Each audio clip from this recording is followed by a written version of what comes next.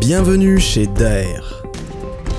Votre parcours d'intégration est partiellement effectué. Vous avez pris connaissance de la politique régionale sécurité, santé, environnement, de vos rôles et responsabilités, ainsi que des principes et règles d'or du groupe. L'utilisation d'engins de manutention exige des compétences en matière de conduite, de maîtrise des appareils et d'analyse des levages. En tant que professionnel, je suis garant de l'intégrité des matériels que j'utilise et des pièces qui me sont confiées. Les chariots élévateurs sont des appareils indispensables à nos activités et sont de plus en plus perfectionnés. Mais leur utilisation nécessite une attention et une concentration peu communes. De plus, votre responsabilité pénale est pleinement engagée en cas d'incident ou d'accident.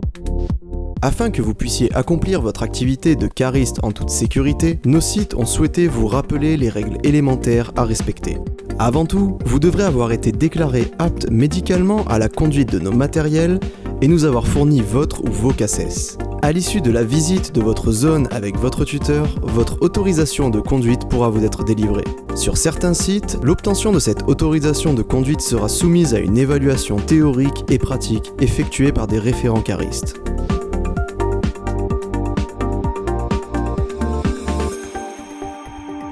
Un matériel, si perfectionné soit-il, doit être vérifié de façon journalière, c'est-à-dire à chaque prise de poste, comme l'exigent les recommandations R389 de l'INRS. Il est de votre responsabilité d'effectuer ces contrôles à l'aide du document de vérification journalière présent sur chaque appareil. Munissez-vous d'une paire de gants de protection pour réaliser ce contrôle. En cas d'anomalie, vous devez la noter sur le document, puis en informer votre chef d'équipe, qui avertira par la suite la société de maintenance de l'appareil. Au sein du groupe Daher, votre sécurité ainsi que celle de vos collègues est primordiale quel que soit le poste. Il est donc de votre ressort de respecter les règles élémentaires de sécurité, mais aussi de les faire respecter. La ceinture de sécurité sur les chariots de type 3 pourrait parfois sembler contraignante. Cependant, nous sommes intransigeants sur son port.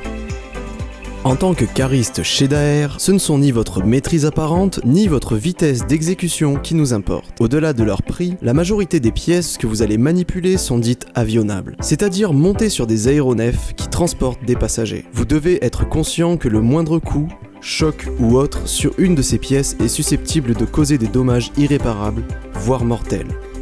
Assurez-vous avant toute manipulation que votre matériel correspond à la tâche que vous devez effectuer, tant par rapport à l'environnement d'utilisation que par rapport à ses capacités. Les chariots ne sont pas toujours bridés. Il faut dès lors savoir et appliquer la limitation de vitesse en vigueur sur le site. Il est inutile de vous rappeler que ralentir à l'approche des zones à visibilité réduite, mal éclairées ou d'espace piéton est impératif. Chez Daher, les piétons et les chariots élévateurs partagent l'espace de circulation dans leur respect mutuel les uns des autres. Les chariots sont équipés d'un spot bleu disposé de façon à prévenir de son arrivée aux piétons. Vous devez à tout moment vous assurer que votre visibilité est optimale et que vos pales sont positionnées à la bonne hauteur, à savoir 15 cm du sol, mât incliné vers l'arrière. Lorsque vous aurez à utiliser les rampes d'accès au site, vous devrez à vide circuler dans le sens normal de la marche, en charge vous déplacer avec la charge toujours en amont. Vous ne devez jamais manœuvrer sur une rampe d'accès. Du fait de l'inadéquation des surfaces de roulage et des galets, il est interdit de circuler en extérieur avec un T5. Exception pour la manipulation des charges longues ou volumineuses. Seules les personnes expérimentées peuvent réaliser ces manœuvres. Vous devez vous assurer de l'adéquation du chariot avec la tâche à effectuer. Il est impératif que votre charge soit arrimée, c'est-à-dire stable sans aucun risque de bascule. Si la hauteur de la charge masque la visibilité, vous devez soit circuler en marche arrière, soit vous faire guider, soit les deux. Certains chariots présentent l'avantage d'avoir toujours une visibilité maximale lorsqu'on respecte le sens de circulation. Il peut arriver que certaines pièces doivent être manipulées dans des conditions nécessitant de penser la manœuvre avant de l'effectuer. N'hésitez pas à établir un périmètre de sécurité autour de la zone, faites prévenir les services alentours, n'agissez jamais dans la précipitation.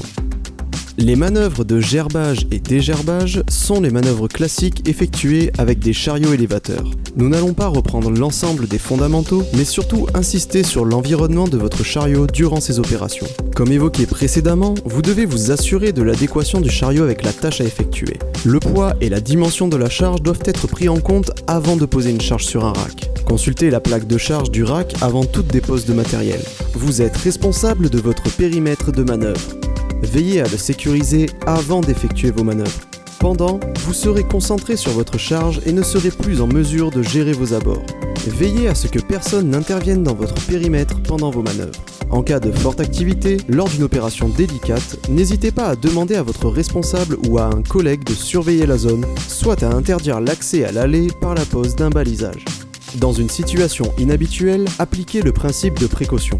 Arrêtez-vous, réfléchissez à la situation calmement. Si besoin, demandez un coup de main ou un conseil à un collègue. Ne partez pas à l'aventure. N'oubliez pas qu'un accident provoqué par maladresse ou incompétence génère un engagement pénal. Un chariot doit toujours être stationné dans une zone plane sans aucune déclivité. Si vous devez vous arrêter, veillez à ne pas encombrer les équipements de sécurité, les zones de circulation piétons, les périmètres de travail, les rampes d'accès. Veillez également à ce que la charge soit posée au sol et le chariot immobilisé. Lors d'un stationnement prolongé, immobilisez le chariot à l'emplacement qui lui est dédié. Lors de la fin de service, ramenez l'appareil au local de charge. Stationnez-le correctement et effectuez toutes les manœuvres de fin de service correspondant au chariot.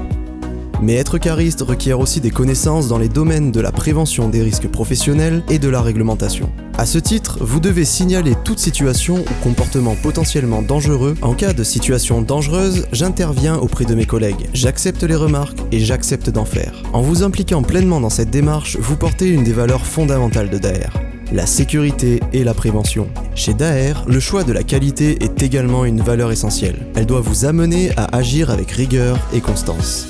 En faisant bien du premier coup, j'offre un service de qualité dans les meilleurs délais, au meilleur coût. Sécurité, prévention, qualité. Ces fondements ne peuvent être mis en œuvre qu'au travers de la transparence. Pour Daher, il est humain de commettre une erreur. Ne pas en parler, la cacher, devient une faute. Et toute faute génère une sanction. Je me trompe, je choque une pièce ou un matériel quel qu'il soit, j'en informe mon responsable. Tous les caristes que vous avez pu voir ont travaillé efficacement et en sécurité. Ils ont terminé leur journée et rentrent chez eux sans souci. Faites de même.